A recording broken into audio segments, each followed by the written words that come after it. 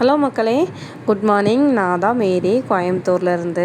இன்றைக்கி மீன் காலையிலே 6:30க்குலாம் ஃப்ரெஷ்ஷாக ஒலி மீன் கொண்டு வந்துட்டாங்க. இன்றைக்கி ஏன் ஃப்ரெஷ்ஷான்னு சொல்கிறேன்னா, கோயம்புத்தூரில் ஃப்ரெஷ்ஷான மீன் நமக்கு எப்போவுமே கிடைக்காது.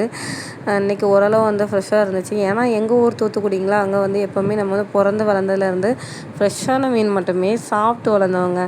அப்படிப்பட்டவங்களை கொண்டு கோயம்புத்தூரில் விட்டால் எப்படி இருக்கும் நீங்களே சொல்லுங்கள். எனக்கு ஃபஸ்ட்டு கல்யாணம் முடிஞ்சு ஒரு வருஷம் இந்த அங்கே உள்ள மீனை சாப்பிட்றதுக்கே கொஞ்சம் கஷ்டமாக தான் இருந்துச்சு. ஏன்னா மீன்லாம் நம்ம கழுவும்போது உள்ளே பிளட்லாம் அப்படியே டார்க் ப்ரௌன் கலரில் உறைஞ்சி போய் இருக்கும். அதை நம்ம கஷ்டப்பட்டு கழுவி க்ளீன் பண்ணி அதை சமைக்கிறதுக்குள்ளேயே நமக்கு கொஞ்சம் ஒரு வழியாயிருவோம். பட்டு இப்போ அப்படி இல்லை. நமக்கு ஓகே, நம்ம இப்படி தான் அப்படின்னு சொல்லிட்டு அடாப்ட் ஆகி செட் ஆயாச்சு. அப்படியே கோயம்புத்தூராகவே மாறிட்டோம் நாங்கள். இப்படி தான் கிடைக்கும், நம்ம இப்படி தான் சமைக்கணும், இப்படி தான் சாப்பிட்ணுன்னு சொல்லிட்டு. ஸோ இன்றைக்கி வெங்காயம் தக்காளி எல்லாமே வதக்கி விட்டு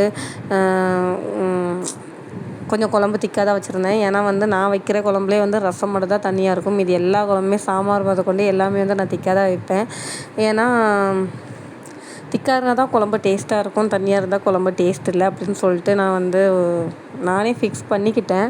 அப்புறம் லாஸ்ட்டாக மீன்லாம் எல்லாமே குழம்புல போட்டுட்டு குழம்பு நம்ம ஆஃப் பண்ண உடனே லாஸ்ட்டாக தாளித்து ஊற்றி வைப்பேன். கடுகு, வெந்தயம், சின்ன வெங்காயம் எல்லாமே போட்டு. ஏன்னா அப்படி சாப்பிட்டா தான் நமக்கு ஒரு கிராமத்தில் சாப்பிட்ற ஒரு ஃபீலே கிடைக்கும்.